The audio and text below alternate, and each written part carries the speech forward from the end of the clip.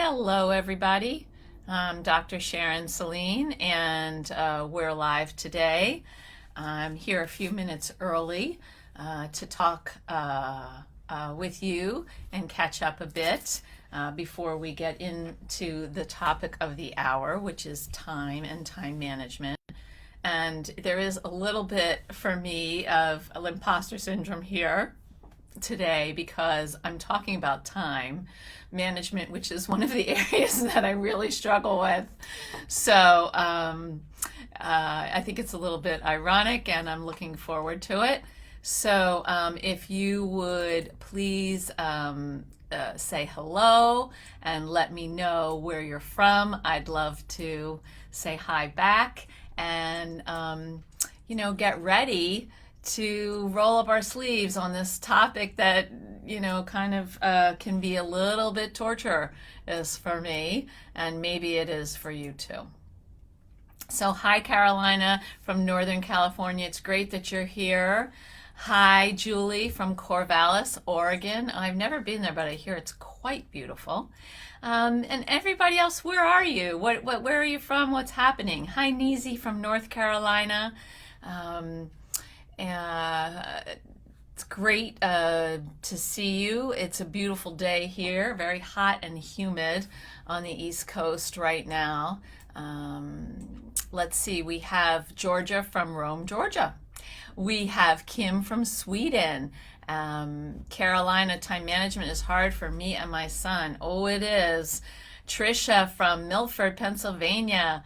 Talia from Tel Aviv. Hi, Talia. It's great to have you. I don't think we have only had one other person from Israel before, so welcome. Hi, Ali from Northern California. And hi, Anna from Brandon, Mississippi. It's great to have you all here. So I thought we could start off today by you listing what is your number one challenge with managing time. I'm going to greet some of the other people, but let's put that up in the chat right away. What is your number one challenge with managing time? We have Anna Maria from Chicago and Michael from Indiana. You're welcome. Talia, Daniel from Colombia. How are you? Katie from Virginia. Christy Hopper, time management is impossible and anxiety is paralyzing from Alabama. Hyper focus. Focus, going down rabbit holes, says Shauna. Nice to see you. Anna Maria, making a schedule, getting ready to leave the house in the morning, not having enough time, being on time. So we know that the ADHD brain is often considered time blind, that it's hard to really feel time, to allocate time, to, manage what we have to do. I have a few really interesting ideas here too. Being on time, hyperfocus or anxiety, underestimating a task or project time, having things to do, plenty of time but wait for the last minute, sticking with well-intentioned plans I make, getting distracted. Hi, Marlo from Saskatchewan, underestimating time needed to complete a task, not keeping my word to myself, being late to everything as a result of believing I can squeeze more in, underestimating how long things will take. And Carolina, your son has zero concept of time. 5 minutes, 5 hours, it's all the same thing. Yes. Danielle, hello from northern Kansas. And Christy, you can be up hours before I'm supposed to be somewhere and still be late. I hear you. So for me, my challenges with time are that I overestimate my ability to do something in a given amount of time because I'm underestimating how long things take. And I also overestimate my capacity to do things because I can get a lot accomplished. So I'm kind of always walking around with this sense of like, I don't have enough time. I'm not able to complete what I need to do in the given amount of time. I'm mad at myself because then I run late. Like yesterday, I had a hair appointment to get my hair cut, and I knew it was at 1:30. I had it in my phone at 1:30, and I was running a group until 1:15. And somehow, when the group ended, in my head, 1:30 became 2 o'clock. Like, I have no idea how that happened. And then I got a text from my stylist, like, "Hey, don't we have an appointment today?" And I was like, "Oh My goodness. Oh my gosh. Yes, yes. I'm on my way. I'm on my way. And of course, I was late, by almost a half hour, which meant, that she had to rush and I felt guilty. It was just so annoying. And it's hard. It's like I feel like, well, what is wrong with me? Like I have my time timer. It's right here. There it is. I have my phone. It's right here. And still it can happen. So I thought today we would spend some time talking about time. And it's some of the things that I've written about and also things that I've been thinking about time, but I haven't had a chance to write about yet, which of course is very funny. So here we are. The first thing that I'm going to do is I'm going to share with you a downloadable on setting up routines, because routines are so helpful for people who live with ADHD in terms of managing time. So that's the first thing that I want to say. The second thing is you have a lot of comments here, so I'm going to check those out first, and then we'll come back. Georgia, be more happy of herself. I'm not sure what you're talking about. Christy, yes. Julie, yeah, exactly. Yes, hi, Jennifer from Michigan. Danielle, you do the same thing. Thank you. Be more positive and realize that she is loved. Yes, that's great and gorgeous. I'm not sure who you're talking about, but I love that you're saying this. Donna, judging how to feel the amount of time going by, underestimating how long things take to do or finish. Right. Talia, the story of my life. And Jessica, my child gets distracted and then doesn't have enough time. Hi, you're from New York. Nice to have somebody from the East near me. We used to give her information. Shauna, I've got like 3 handwritten calendars, 1 electronic, and spend 4 hours looking at for the perfect calendar template. Glad I'm not alone with how I feel. This is normal. Missy, my job is very random and on call, so it's very hard to have a consistent schedule. That's so challenging. And Tina, oh, I've missed you. It's been months since I Zoomed. So glad you're here. Welcome back. So one of the things that's, hard if for me, like I overestimate how much I can do in a given amount of time, and then I underestimate how long things take. So I'm not always good at saying, oh, I have to do this and this and this and this. So I have more on my list than is possibly human to do. So it's not even a question just of prioritizing, like what's urgent and important. And urgent, of course, has to do with time and pressure. And I have a book review that's due today by 5, and you'll be sure that when I'm finished this Facebook Live, I'll be typing away very frantically because it took more time to read the book than I thought, blah, blah, blah. So what we want to do is to try to set up some routines with some foundations of things that can ground us in those routines. My friend Jessica McCabe calls those time pillars, which I really like. It's like a pillar that we can sort of move ourselves around.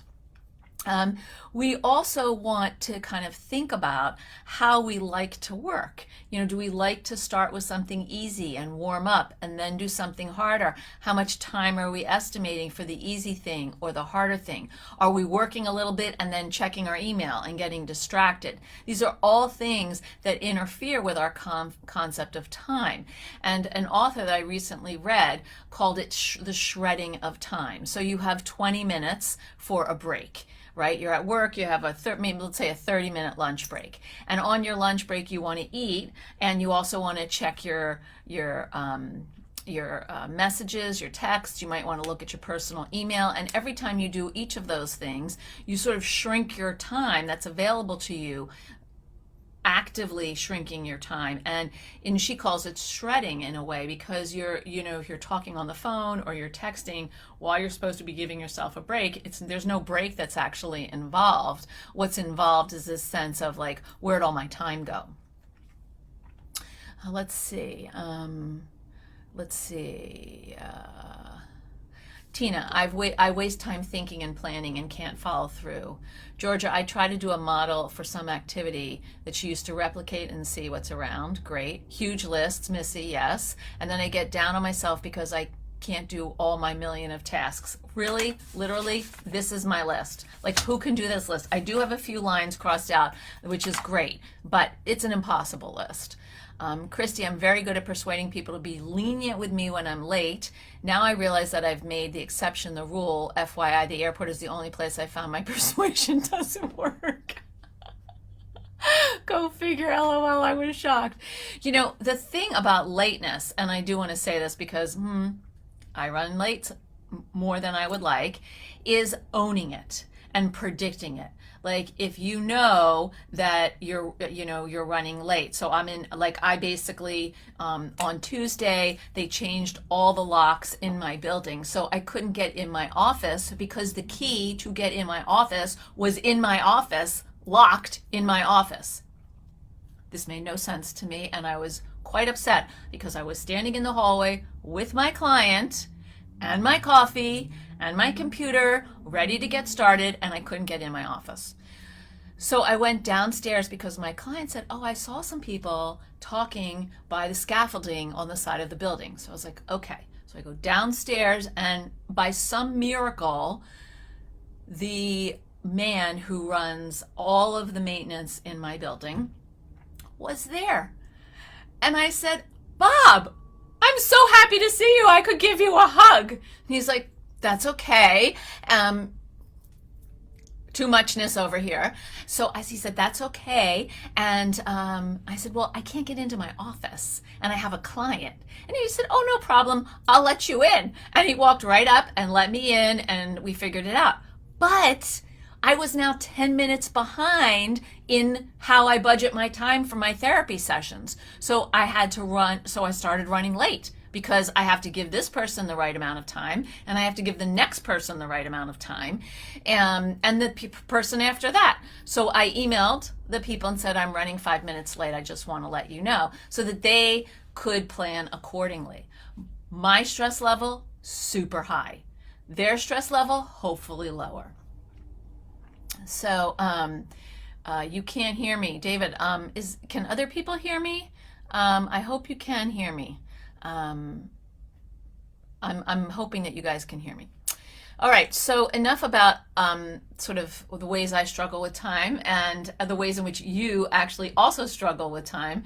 So that is, here we are all together. So understanding and using time appropriately is a key executive functioning skill that takes practice and happily responds well to direct instruction. So, of course, time management affects other executive functioning skills like planning, initiating, being able to sustain your attention towards a goal or persisting toward a goal, and motivation. It also affects organization. And many adults really want to succeed and to manage their time more effectively, but we're kind of derailed by our natural ADHD challenges with distractibility, focus, or perseverance. I recently read a statistic that I thought was very interesting, which is Dr. Russell Barkley, international expert on ADHD, said about 8% of the general population struggles with time management, and 98% of people with ADHD struggle with time management. So because we can run on this now, not now brain, like I can plan to do things, but then when I'm in it, I don't know if this happens to you, but I'm like, oh, this is really interesting. I want to figure out the source for this article. And I then start to get the source of the article, and then I want to download the article, and I'm away from the first thing, right? So we struggle with these now, not now internal clocks that are just constantly a little bit off. And so we may not grasp the difference between 15 minutes or an hour. I can feel the difference in time, but I feel also an internal pressure to get stuff done. And these two things kind of work against themselves. So we want to kind of cultivate the nuances that help us feel time and be able to plan more more effectively. So we do two things with time that don't really work. We either underestimate, again, how long something takes, and then we rush to complete it at the last minute, racing to finish it, using cortisol, adrenaline to get us through. Or we overestimate how long something will take, feel overwhelmed, the task looks like it's, Mount Everest, and we can't start at all because that's going to take so much time and I only have an hour, so I'm not even going to get started. So both of these patterns can drive people, really crazy and make you feel very bad about yourself. Let's see. We used to prepare a daily planner the day before. That's very helpful. Georgia says, indicating the time of each activity and the time the activity occupied. Yes, this is actually key. You want to start to learn how to estimate what you're doing by actually by noting when you begin and when you end, and then you have a sense. Actually, it's going to take me this amount of time instead of that. Shauna says, horrible with consistent behaviors, horrible memory, anxiety, hyperfocus, skipping from task to task, or simply remembering things that need to be done, and somehow it feels like I've checked that task off my list. So Shauna, I'm giving you a super big hug because I want you to reframe horrible into challenged. Horrible lets me know how badly you feel about yourself around this and the shame which we all can feel. Challenged is less pejorative, and we want to try to be our own allies in managing time. And there's so much shame around it. Shame if you're late and people think you're disrespecting them because you're late, not really because you just don't manage time very well. So it's important that we try to be kinder to ourselves around this. Christy says yes. Shauna says, that's me. Danielle, that's me to a T. Christy, overwhelmed and then paralyzed. Yes. So this task looked like it's going to be impossible. It's going to take 4 hours to do when it may only actually take 45 minutes because we're not estimating it or we can't break it down. So I'm just going to do this part of the task in this given amount of time that I have, leave myself some Post-its, little, breadcrumbs to help me get back to it when I return. Nisi, I'm ADHD and OCD. Even though I'm medicated for both, it's a push and pull struggle inside of my head. Of course it is. It is really a challenge. Jane says overwhelm is my current challenge. Hi, Heather. Nice to see you. Attitude is sharing some planners. Jessica says we set alarms to help us leave the house on time. Okay, yes to the Post-its. Post-its are great, but you could also have a wall of Post-its that can really drive you crazy. So what we want to do is figure out how to break things down into doable chunks with time attached to those chunks. And this can be very helpful. So this time timer can be helpful, like I'm setting it for 15 minutes, and when it goes off, I have to stop. I'm going to leave myself a couple notes or words or something that so when I come back, I can get back into it. And I'm going to allow for that transition time. Okay, we need some buffer time, right? Time between going from one thing to another. So one thing that I've learned is that, I live in a relatively small town in Western Massachusetts, and it really takes about 5 minutes to get everywhere. But if I think in my head, oh, it only takes 5 minutes to get everywhere, guess what? I'm late all the time. So I double it. It's going to take me 10 minutes. And then I'm mostly on time, and then I feel slightly better. So let's think about this for a second, because these alarms can be helpful, but it doesn't help if you have a million alarms, because you're just going to be, what's going to happen is it's going to start to trigger your adrenaline and your cortisol, because it's like danger, danger, danger, and then you're going to feel stressed, and then your ability to manage time is going to get worse. So what we want to do is, first of all, shift our point of view about time. Most people think about time from the front end. Oh, it's 4:18 and I have to be somewhere at 5. What can I do during that amount of time? So that actually is very frustrating. This approach increases stress, it decreases your productivity, and it leads to underestimating how long things take. Instead, we want to flip your perspective and work backwards. Backwards design, which means we're going to start with the end goal and we're going to allocate time accordingly. And so this means that you sit down in advance, you review what you're trying to accomplish and how things actually take. So how long things actually take, excuse me. So for example, if your kids need to be at school by 7:30, then you have to work backwards. It's going to take you 15 minutes to make and clean up breakfast. So that's 7:15.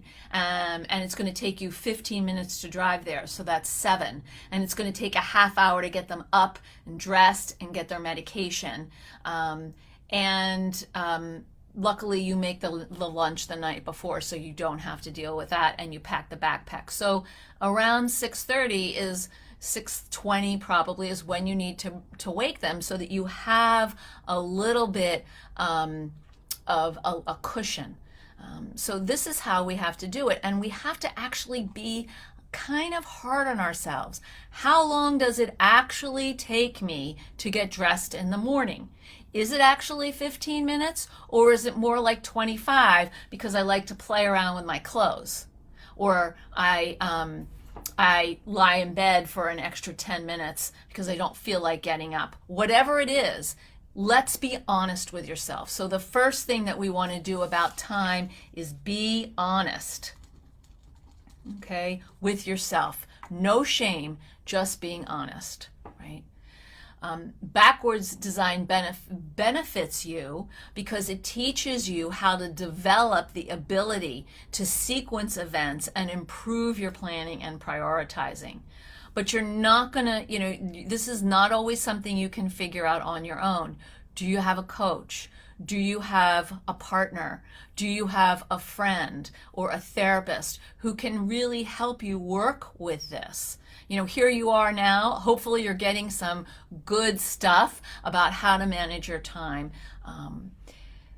One thing that I have found to be very important to me in my time management challenges is to have compassion with myself, because I can be pretty nasty to myself about being late or squeezing too much in, and the stress that I feel.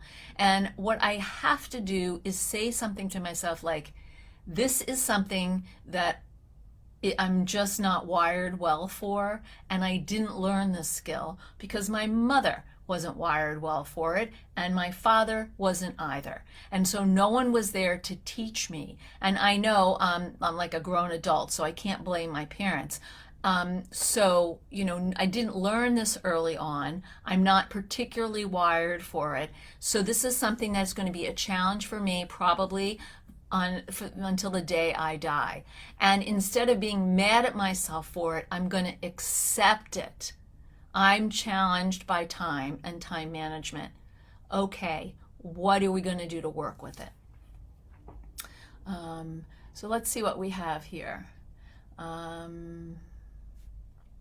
I associate shame and not being a good mom, employee, wife, or person because my mind is challenging.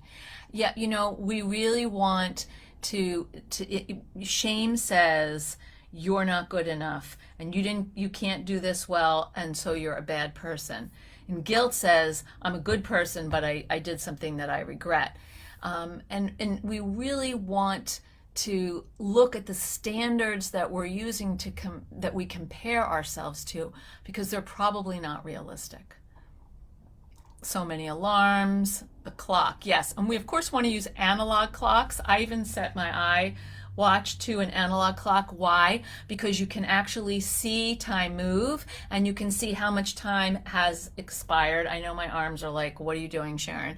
But you can see how much time has expired and how much time is left in the hour. And that's much more helpful than having numbers, because you don't see anything. And time And people with ADHD, it has to be connected visually.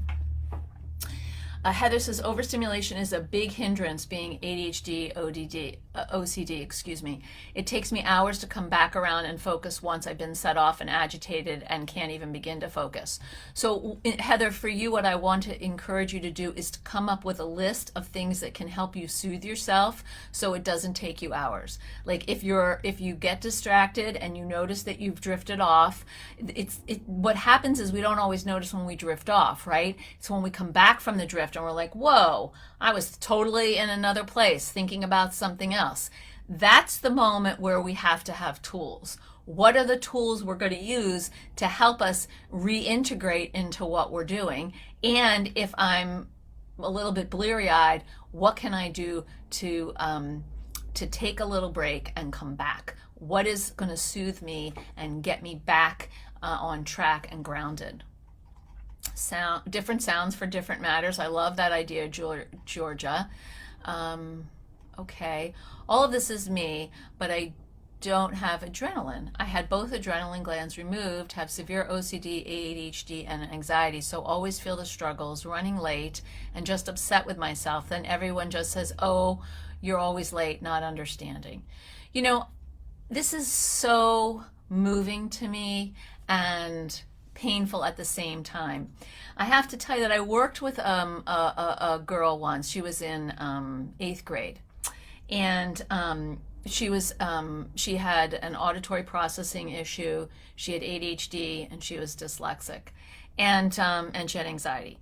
And so she would sit at the lunch table and people would be having these conversations, like across the table from her, someone would say something, and she really could not hear what was going on because it was noisy in the cafeteria and it was distracting, and it was like too much sound. She got overwhelmed.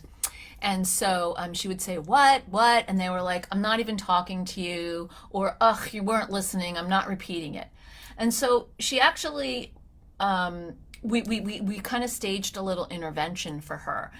She was having a sleepover with some of her best friends, and she decided actually, and we role played how, to tell them that she has this problem in noisy situations, noisy places, where she can't exactly hear what people are saying. And so when she says, I didn't hear you, it's not, I'm not paying attention. It's like, I couldn't hear you. Or maybe sometimes I wasn't paying attention. And I'm working on it, but I can't always control it. And, you know, could the person who's sitting next to me just repeat something if I don't hear it? And when she explained it to them that way, that there was this biological basis for her struggle, her friends, 8th graders, said, wow, we'll try to do that. Sometimes we might get frustrated, but we can definitely try. You know, so we want to remember that if people are always saying, oh, you're always late, and they're not understanding, then we have to educate them. You know, I am late and I have tools that I'm trying to use, and sometimes they work and sometimes they don't. And if I'm running late, I will text you that I'm running late. But then we have to give a fair estimate of when we're going to arrive. And we want to reassure people that our lateness isn't out of disrespect for them or for their time. It's because we have this switch that is just kind of broken. Thank you, Georgia. Christy, I missed Boston last week due to missing my plane. I've thrown away 6 to 10 figure year income opportunities and 1 7-year income opportunity. That sounds really, really hard, Christy. Let's see. No one yet. Great, Doc. Honesty is definitely a struggle because I lie because I want to do better. Right. So you don't have to raise your hand, but how many of you have maybe altered the truth a little bit or stretched the truth because you feel bad about what the reality is? The problem with that is people get mad at you, not just because of the reality, but then because they know you're lying and you're not being accountable for what's really going on. When we're accountable, it changes the conversation from one of shame and failure to honesty and kind of a learning opportunity. And so we really want to think about that with people. Christy, definitely, but I have extra compassion for others. Right. So you can be compassionate to somebody else, but to yourself, you're wagging that finger, yelling at yourself.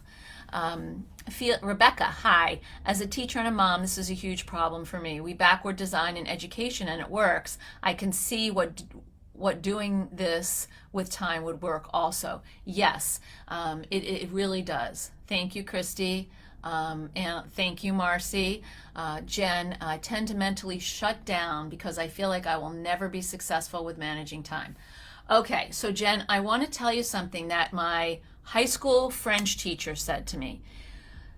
Petit à petit, l'oiseau fait son nid. Little by little, the bird builds its nest. Okay, so you may never be successful at managing time in a way that someone who is neurotypical or doesn't have issues with time management is. You're not aiming for that. You're not aiming for global success. You're aiming for progress. You're aiming for a piece of progress. And then you hope, and you can ask the people in your life around you to say, hey, thanks, you were ready on time. Or I really liked how you gave me a warning so that I wasn't waiting around and getting frustrated. Yes, visually, yes. I can feel the drift coming on beforehand. Christy, that's fantastic. A lot of people can't. And so when you can feel that drift coming, what are your options? Because the drift is coming because you need a mental break. And this is because we sit down and we expect ourselves to focus on something for 30, 50, 90 minutes, 2 hours, when we actually really can do 20.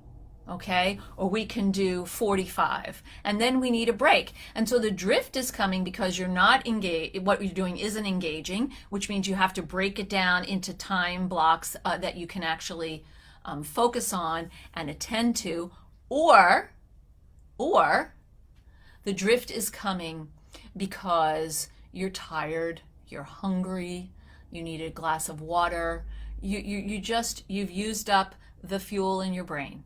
That's okay too. We want to identify before the drift comes, like when you're starting to feel bored or tired or, oh God, I really would like to go outside. It looks so nice and I've been in here forever. Give yourself 10 minutes. Walk down the street and come back, and then leave yourself those breadcrumbs about where you are right now so you can come back into it. Heather, my therapist recommends sounds for trigger release.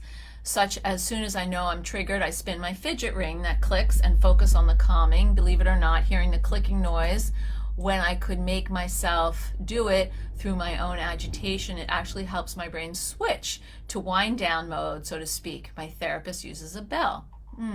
How to deal getting so discouraged. So can you say more about that, please? When you say how to deal getting so discouraged, I'd like to know what you're discouraged about. That would be great. Christy, amen. Thank you. Jamie, overwhelmed with tasks at home. I start things and then don't come back to them or forget them completely. I have learned when I cook to only concentrate on that. Actually, that is a great intervention because we want to do one thing at a time. One thing at a time is one of the keys to successful time management because it's that shredding. I'm going to cook and I'm going to talk on the phone, or I'm going to cook and I'm going to help my child with their homework, or I'm going to cook and listen to a podcast, and then I'm going to get the steps of my recipe kind of messed up. One thing at a time. Our brains are not wired for multitasking, much as we would like that. Applying it to something else is different. I have hyperfocus and time blindness. Small tasks huge because I see all of the details. I tend to get more done when I procrastinate because I can't overthink things. Right, because you're under the gun and you've zoomed in. So if you know that you are somebody who is over-focused on the details, that means you just actually need to zoom out a little bit. You're too close. And you get more done when you procrastinate because you can't overthink things because you actually have to complete the thing. That's what I mean by you're zoomed in. You need to get this done. There's pressure.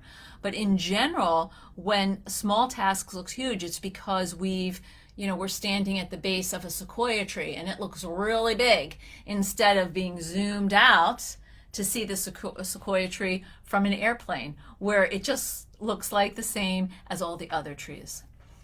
You're welcome, Catherine. It's very frustrating to have so many problems and have a young one to care for as a single mom, of course. Always reassure them of that. Devastating, not exaggerating. Yes. Destiny, I'm always late and now my life is a mess. My heart is broken and it's like my brain has shut down. I can't even function and I can't hear others because noises, either I cancel them out or I get overwhelmed. I get locked out of doctor's offices because I'm late or forget. People get so mad or irritated by me. So first of all, Destiny, I want you to know that everybody in this community is here with you and you are not broken. In fact, my friend Tamara Rosier wrote a wonderful book called Your Brain's Not Broken. Check it out. We want to help you by focusing on one thing about yourself you'd like to change. One thing about your time management. I want to get to doctor's appointments on time. How many do you need? How many warnings do you need? Do you need a banner notification a day before, an hour before? What's going to work for you? 20 minutes before so you can get in your car. I want you to think about what you need. Nessie, yes. Marlo, all the time. They don't understand the difficulty involved. Jobs do not want honesty, though. Well, yes, okay. They don't want you to be honest because they don't want to actually deal with the challenges that you're facing, but they don't want you to lie either. So you're going to have to find some way to discuss your challenge without lying, but without maybe revealing too much, because there's a difference between, sort of oversharing, of course, and letting people know what they need, right? So oversharing and appropriate revealing. Let's see. You're welcome, Christy. Destiny, I've been guilty of that, but even though I say I just can't be on time, I don't want to give a time because I can't promise anything. Right. So it might be helpful for you to, when you have to do something with someone, to maybe have them pick you up so you can be met where you are, or to give a small window, like I'll be here there between 5 and 5:10 or 5:15, so that you have a little bit of room to move around. So like a window of arrival maybe, instead of a specific time. And maybe you'll get there and the person won't be there because they expected you to be late and you showed up on time. Carolina, yes, progress, how to overcome anxiety about a task. Okay, we'll talk about that in a minute. Let's see. I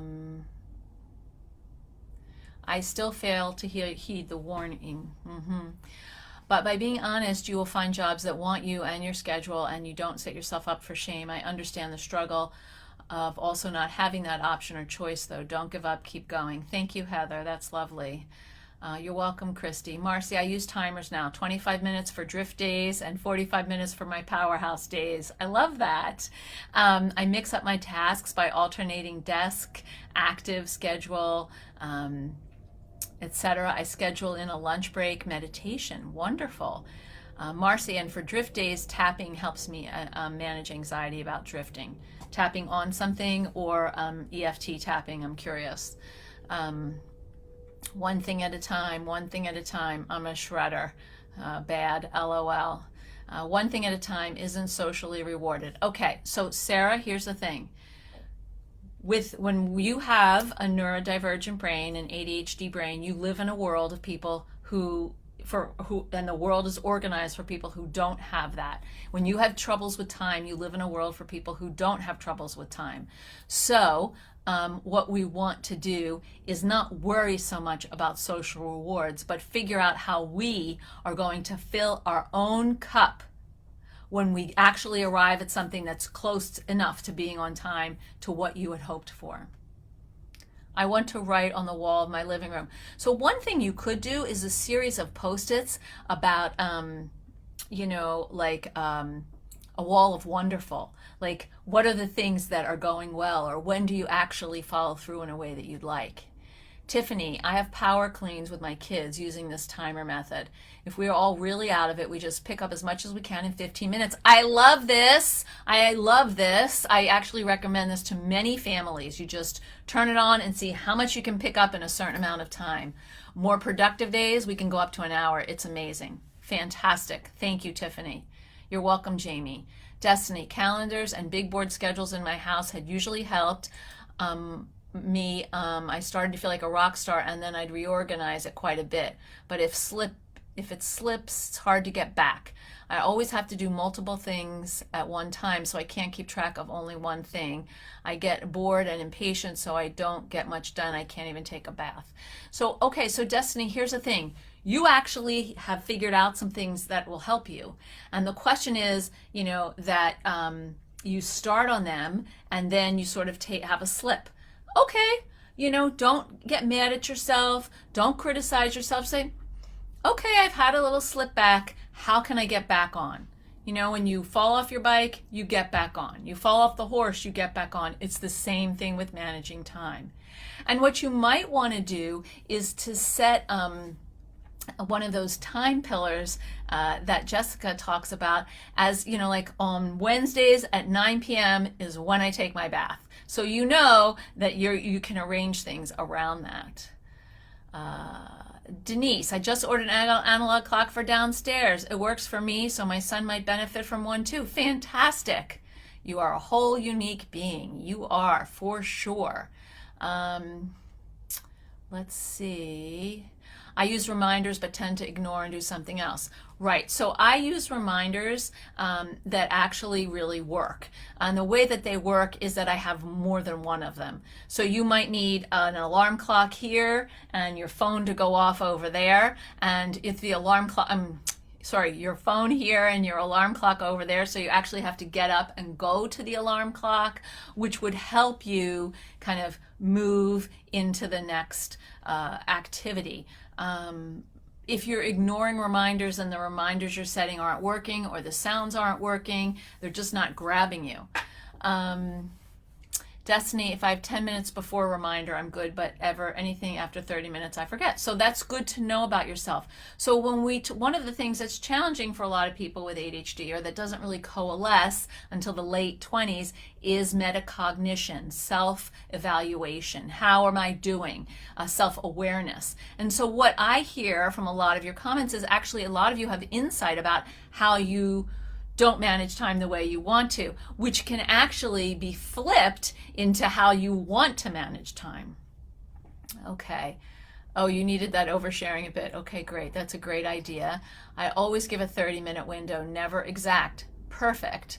Messia, oh my God, that made me anxious just thinking about someone picking me up. Okay, not the solution for you, but maybe for someone else. Marcy, I started practicing focused meditation where I only pay attention to my breath. I heard a speaker explain that it is a skill, not a talent. It is a skill and it takes practice. That got me excited, so I started practicing 1 minute.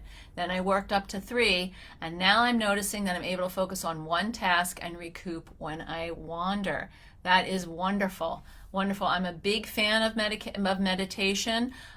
Insight Timer or Headspace are great ways to get started so that you can just spend some time with yourself breathing or doing a visualization that will help bring you some internal sense of space that you can then apply when you're working on something and feeling stressed.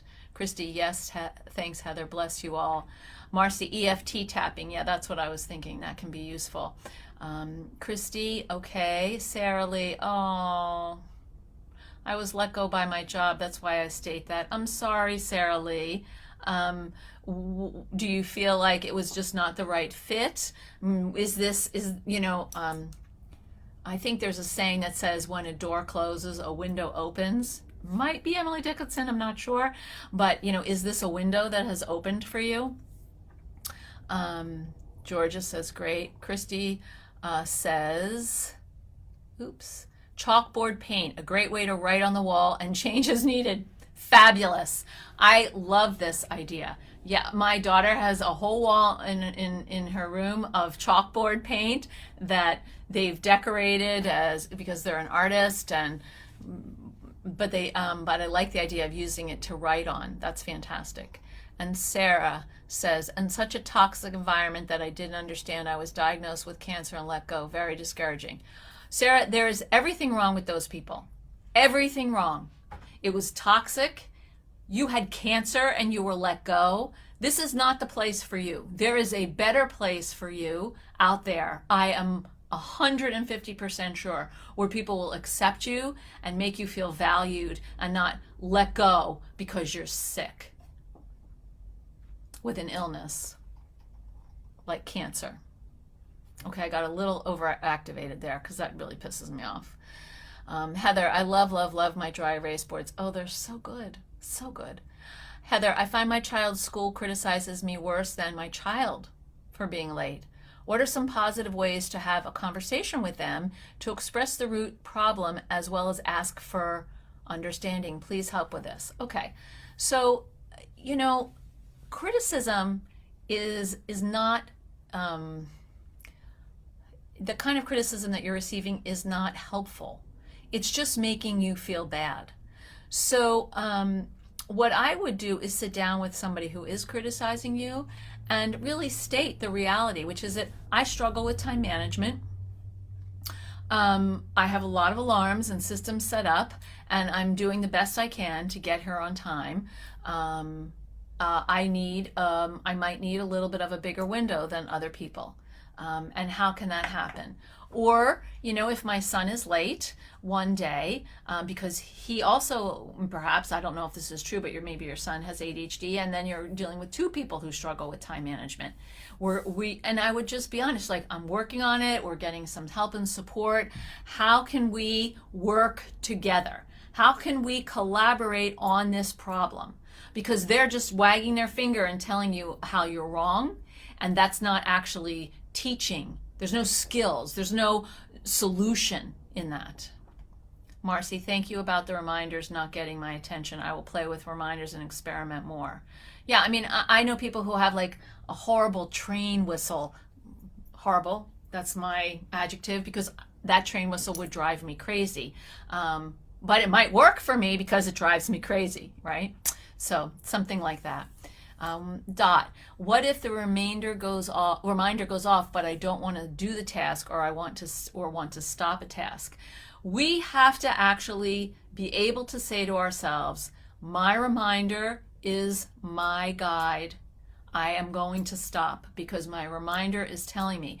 And if you need a reminder that has to remind you, that is a first reminder, do a first reminder. I often on my phone set two notifications. One that's maybe, a day before if I need that, or one that's like 2 hours before, and one that's 30 minutes, or one that's 30 minutes and one that's 10 minutes. So think about setting more than one reminder for yourself so that the first reminder lets you know that you're heading into a time period where it's going to be limited.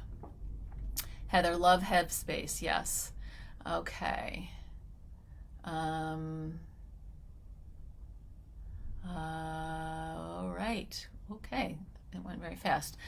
Julie, I found that I was not the best candidate for meditation. I was frantic to get out of that room. So a lot of people with ADHD, meditation doesn't work.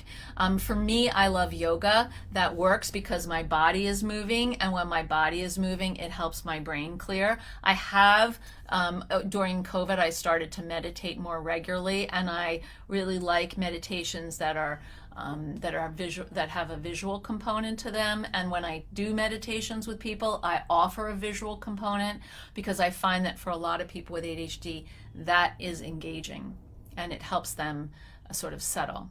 Destiny, I have 5 kids, single mom, so my biggest struggle is enjoying and structure, and my oldest is autistic. He is complete opposite, needs structure, and everything has to be on time. I drive him nuts.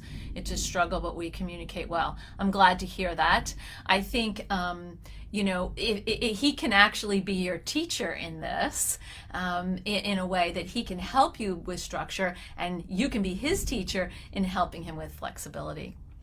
Michelle, hi. For many years, beginning when my boys were little, I've tried to make a weekly and monthly schedule, but I can't ever seem to follow it. It was always an ambitious schedule, but the things were important to me. Most of them were about the kids. Nevertheless, I still continue to try to set a schedule, even though my boys are grown and the schedule has obviously evolved. I'm still struggling with sticking to it, although I feel it's the only way I can cope, find balance, and be relaxed. Dot says, amen. Ursia, nice to see you. We're talking about time and time management. Destiny, I used to meditate and it was wonderful. I need to push it back in my life. So Destiny, one thing that might help is if you set your alarm for like 5 or 10 minutes earlier than you actually need to wake up, and then you can squeeze it in right there. Christy, I love your shirt and glasses. Just saying, thank you so much. Thank you so much. This is one of my favorite shirts.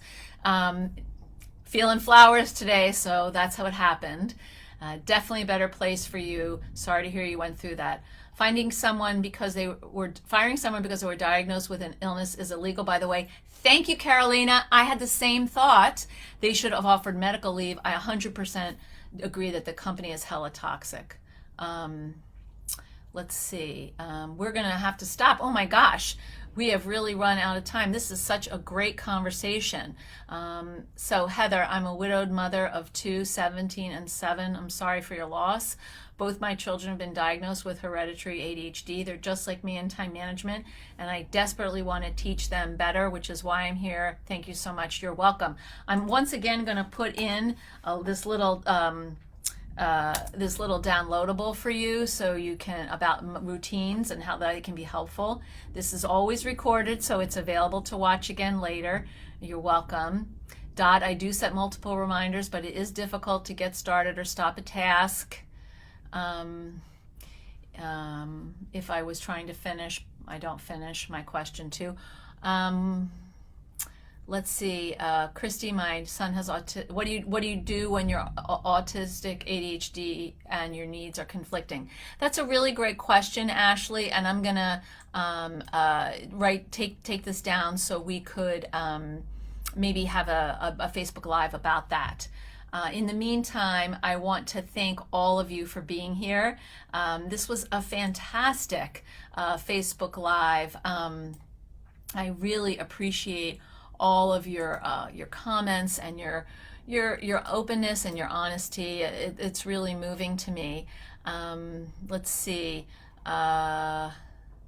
Susan is asking if Attitude could post a reminder in the morning or the day before. I'll ask them about that. Yes, so maybe it seems like part 2 of this conversation would be the anxiety and depression that accompanies time management issues and struggles with following a schedule. You're absolutely welcome to contact me through my website, www.drSharonSaline.com. I'll put that here. Okay. What did my French teacher teach me?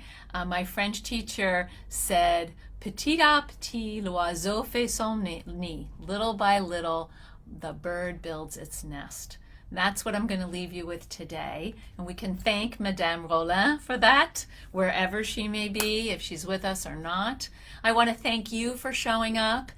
This was a very dynamic, exciting session with so many interesting ideas and a lot of revealing about where you're struggling and also where you're succeeding. Please remember, we can change one thing at a time. So look at one aspect of time management that you could tweak and start there. The goal is progress, not perfection. Have a wonderful weekend. Thank you so much for joining me, and I'll see you in 2 weeks. Bye.